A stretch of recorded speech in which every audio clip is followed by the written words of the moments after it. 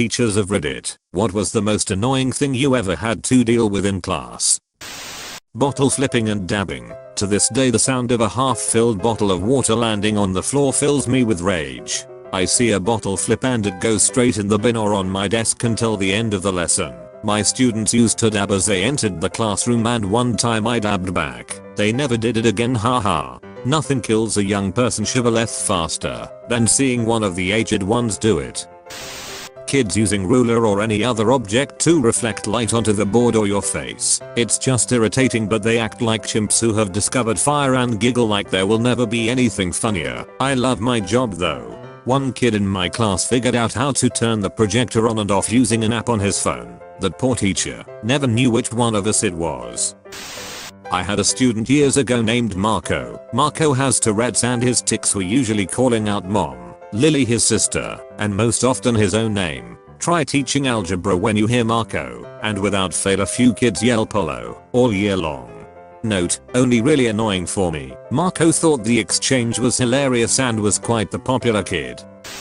Inability to fill in the attendance register. 30 in class, only 27 names on register. Who hasn't filled in their name? We all have. No, you haven't. Who hasn't filled it in? Silence. Start asking individually until register is finally filled in. Amazing how people will argue that they have filled in their name when they haven't. Or when a student is absent and you're just checking with the class, but one of them is adamant that they've seen them today. I teach kindergarten and get this all the time. Where would you have seen him that I didn't? I was placed in kindergarten for student teaching. We had kids insisting that students who were present and in the classroom were not actually there.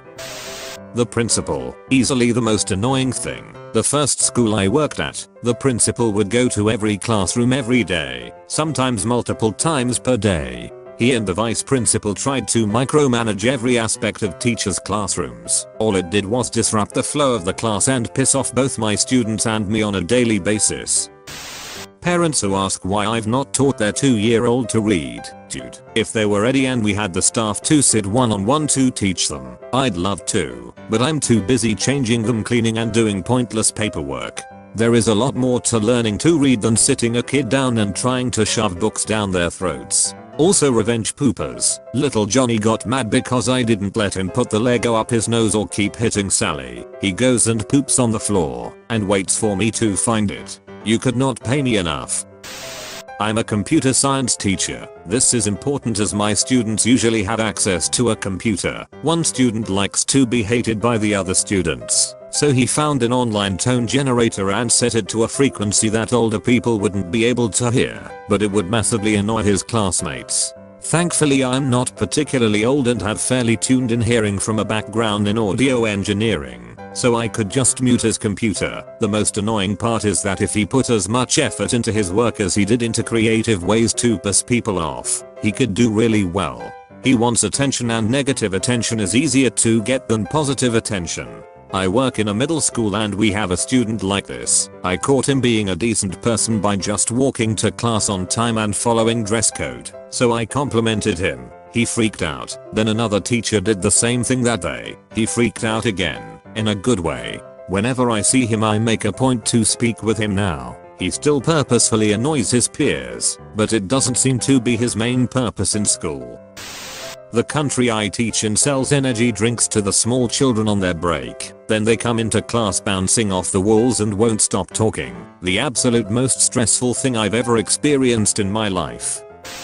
Parents, not always in class necessarily, but my district has a bring your parent to school day, which is not supposed to be an opportunity for parents to critique teachers, but definitely ends up that way for some of us. This year at the end of class a parent came up to me and told me that my class was pretty disorderly, even though it was the best they'd behaved all year. Mind you, this was a class of mainly freshman boys, and that she didn't like how many times her own son got up to sharpen his pencil. Oh, okay, thanks. The same parent told my colleague that he should have students who wanted to learn sit on one side of the room, and have students who didn't want to learn sit on the other, and then of course only teach the kids who wanted to learn.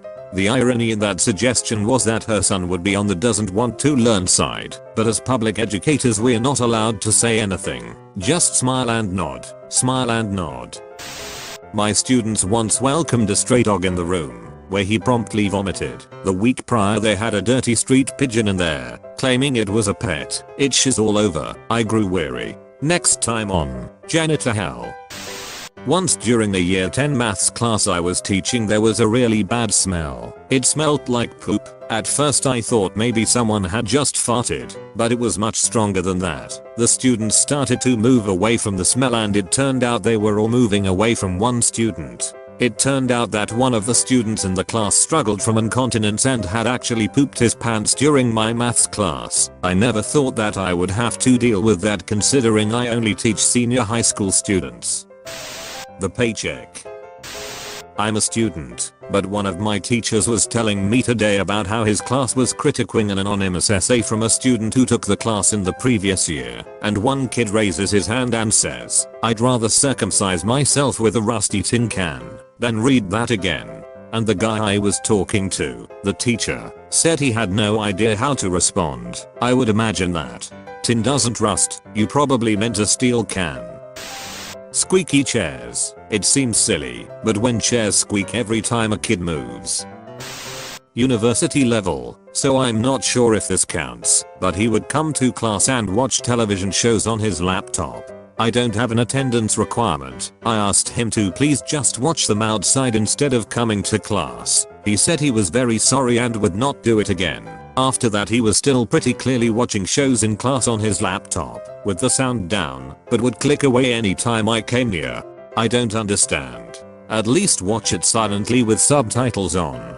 Or just use headphones. Yeah, why wasn't he using headphones? I don't get why you'd just leave it running on f***ing speakers at uni. I was doing relief supply teaching at an all-boys school in North London. The school had a reputation for being difficult, but never did I expect that I would have to try break a group of 16-year-old boys commencing a game of tug-of-war across the science lab. My mom taught middle school kids with high-functioning autism for a decade. For her it was a toss-up between the boy who wouldn't stop masturbating in class, and the girl who refused to wear pads during her period and just bled all over chairs. Edit to answer the same questions. The boy wasn't just whipping his junk out in class, he did it through his pants or through the pockets. They managed to curb the behavior by banning him from wearing sweatpants and giving him safe objects to fidget with, because I think it was a fidget habit for him. A fidget cube would have gone a long way to helping, I'm sure, but this was 13 plus years ago. Chronic masturbating is definitely really common in autistic kids. It's just that most of them aren't this dedicated. The girl hated wearing pads because of sensory defensiveness, which is common in autistic kids. I sort of understood where she was coming from, a little bit. Pads feel like diapers when you're not used to them, even when you're neurotypical. If you have sensory issues, I'm sure it's so much worse. At first her mom kept her home on her period, then eventually just sent her to school with a cushion and a towel to sit on to avoid ruining school property. Eventually she was pulled out of school and sent elsewhere. She was pretty bright and academically did well, but she was some distance beyond socially inept and clearly needed help.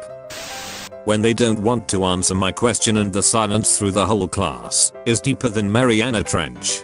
Lollipop sticks with their names on. Someone better talk or the sticks come out, and everyone looks to the smart kid to talk. The sticks still come out.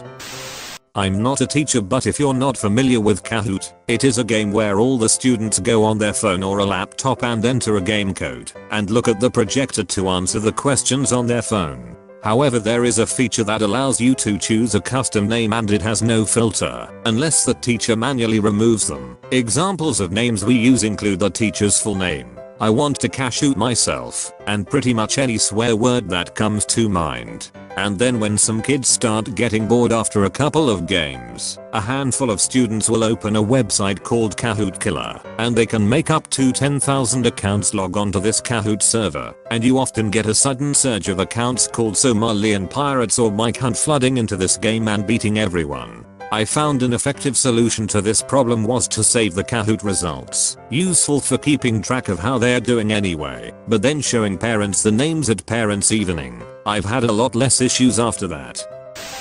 You have been visited by the holy doggo. Like this video and subscribe for a good luck.